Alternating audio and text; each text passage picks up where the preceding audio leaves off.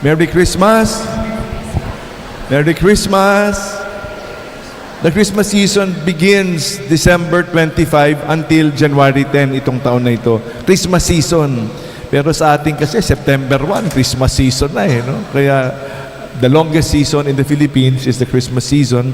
Pero sa totoo lang, it is still, especially now, as we celebrate the octave of Christmas, as we mentioned earlier, from December 25 till the baptism of the Lord in January 10. Tinanong ko to kagabi, tatanungin ko lang sa inyo kung ano yung sagot sa isip nyo, sagutin nyo agad Sige. I will ask a few people. What is the best country in the world?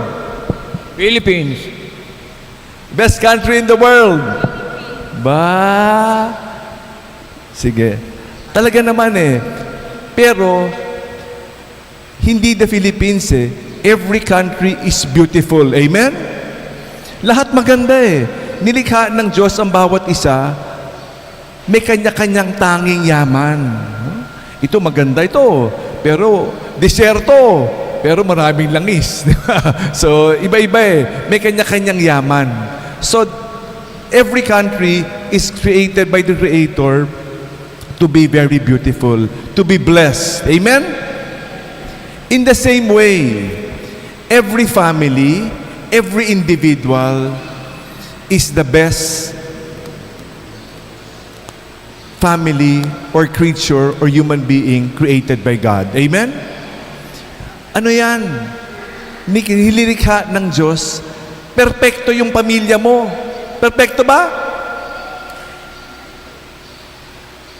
Ikaw, perpekto? Sa mata ng Diyos, perpekto yan. Sa mata ng tao, paano ako naging perpekto?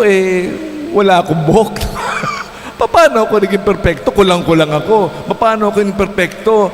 Pandak, maliit, pangit. Perpekto yan sa mata ng Diyos. May dahilan, ang tagapagligtas, the Creator, the Creator, created things to be perfect. Alam niya, yan, eksakto yan. Sa mata ng Diyos. Pero sa atin, kulang-kulang. Yung pamilya ko, Muli. Si Jesus yung pinanggilingan. Si Jesus na, Diyos. Diyos na siya, Pero yung kanyang ninuno, mga palpak, perpekto, hindi perpekto, makasalanan, santo, saint and sinners. Yung ninuno niya, si Jesus na. Tayo pa kaya?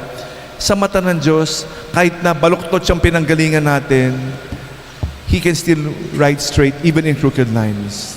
Perpekto yan. Sa kapistahan ngayon ng banal na mag-anak, si Jesus, si Maria at si Jose, the Holy Family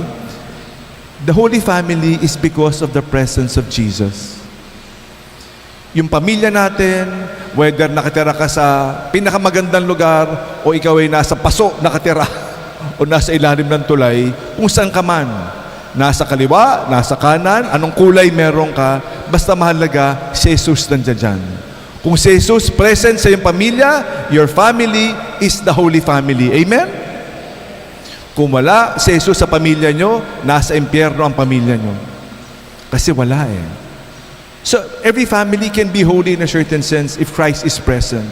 But if Christ is not present, anong holy family? No? It is a horrible family. So, it can be a holy family, and we thank God for this. We thank God for this beautiful feast today.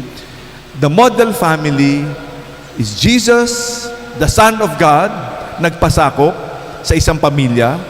Isipin mo, Diyos, nagtao, hindi lang tao, nagpasakop sa napakaabang pamilya, simpleng pamilya.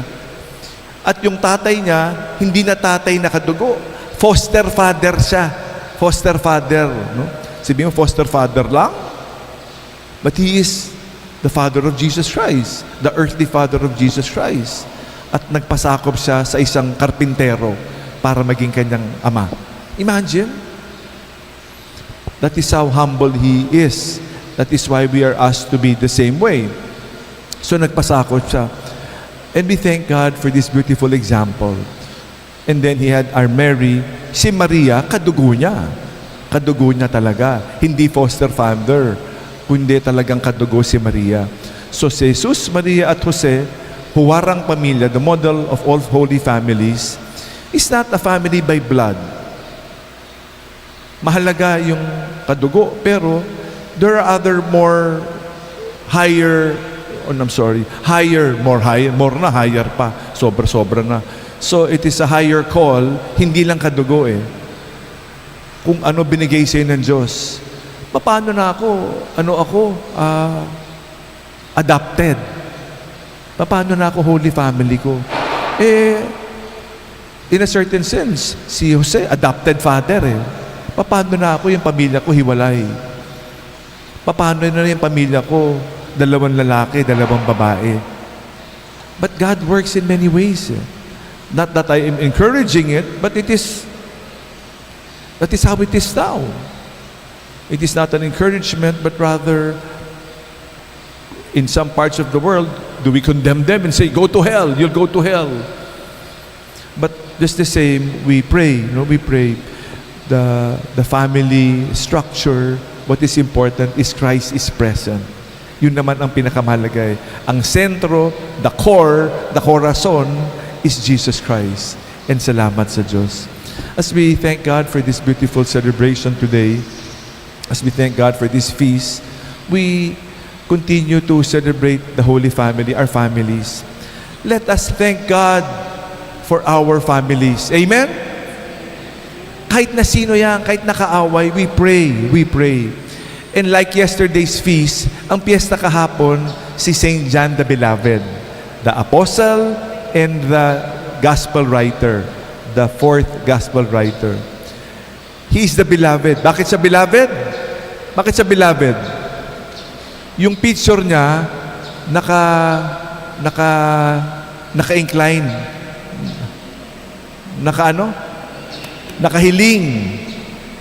Nakahiling sa puso ni Jesus. Imagine, no?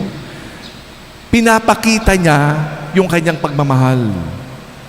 Tayo minsan, ayaw natin pakita. Ayaw nga natin sabihin eh. But the most beautiful words in this world is I love you. Wala nang higit pa yan. The best music we hear is I love you. Naku, badoy-badoy naman yan. No? Badoy. Kahit na gaano ka badoy yan, walang tatalo sa 3 salitang yan. I love you. We express, we show like John the Beloved did. Pakita natin yung appreciation natin ng pagmamahal sa ating mga magulang, sa ating mga kapatid, sa ating kapamilya. Mag-I love you. Nag-I love you ka nga dito pero hindi mo ma-I love you yung pamilya mo. Di ba? Example, I love you. I love you more. Di ba? It is, pwede naman eh. Kahapon, pero parang unliturgical eh.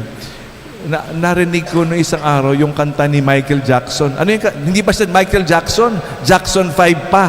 Maliit pa siyang bata. Alam niyo yung kantang yun? Give love on Christmas. Alam niyo yun? Ano yung kanta? Why don't we...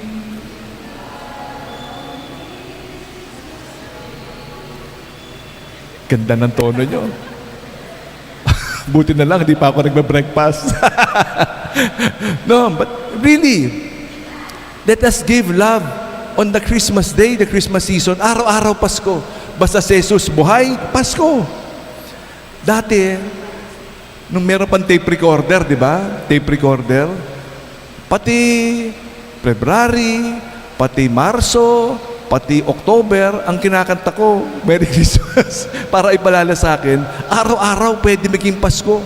Hindi lang naman December 25 eh. Let us give love. Let us share this love to one another. Let us share love. Let us share Christ. Jesus is love. God is love. So when we give love, we give Jesus, we give God away. Let us share this beautiful message this Christmas season. Let us thank God for this. Lastly, yung second reading, kadalasan yung second reading, binabasa sa kasal. Pero yung mga iba, especially the feminists, ayaw yung salita. Babae, pasakop kayo sa inyong mga asawa. In English, wives, be subordinate to your husbands. Parang, naku, ayaw namin yan. Tama ba yun, mali? Tahimik, ha? Ayaw niyo magpasakop, ha? Ano? Kasi nakakatakot, eh. Pasakop? Bakit ko papasakop? Pag may pagmamahal, pag mahal ka na asawa mo, okay lang? If there is love, walang problema magpasakop. Si Jesus nga Diyos, nagpasakop sa kanyang simpleng nanay at tatay. Nagpasakop siya. What do we worry? Ayaw natin magpasakop. Pero, nagpapasakop naman tayo because of love. Walang problema. May lumapit sa akin nung isang beses counseling, lumapit sa akin. Sabi niya, Father, matagal na to pero alala ko pa batang pari pa lang ako Sabi niya, Father, ang problema ko, ayoko magpasakop sa asawa ko. Ayoko talaga. Sabi ko, sino leader ng bahay niyo? Alam naman, 2 driver, di ba? Isa lang ama. Parang isang ulo lang Hindi mo pwedeng 2 ulo. Pag 2 ulo sa isang tao, anong mangyayari? Monster, abnormal. Hindi pwedeng 2 driver Hindi pwedeng 2 ulo Isa lang May kanya-kanyang papel. Yung papel ng tatay, mamumuno, di ba? Ay, hindi pwede. Hindi ko kaya Sabi, ang hirap yata magpasakop. Sabi niya, 45 years na kami mag-asawa. Pero simula nung una, pinaliwanag ko sa kanya, hindi ako magpapasakop. Sabi ko, wow, ang galing mo naman. 45 years ka na hindi nagpapasakop. Hindi ka pa nahiniwalayan ng asawa mo. Pamilya pa rin kayo. Sabi niya, ganyan kagaling ang grasya ng Diyos. Nagulat ako dun sa counseling na yan. Meron ba sa inyong ganyan? Ay magpasakop? 2 ang pamilya, 2 head sa pamilya? Pwede bang ganyan? Walang problema sa pasakop if it is out of love. Wala namang problema Pero, pag inaabuso ka at nagpapasakop ka dahil sa abuso, ibang kwento yan. Pero pag may pagmamahal naman, walang problema, di ba? Ayaw pa rin. Sige. Basta ayaw ko magpasakop. Hindi. It is beautiful. And we thank God for the model of the Holy Family, Jesus, Mary, and Joseph. Amen.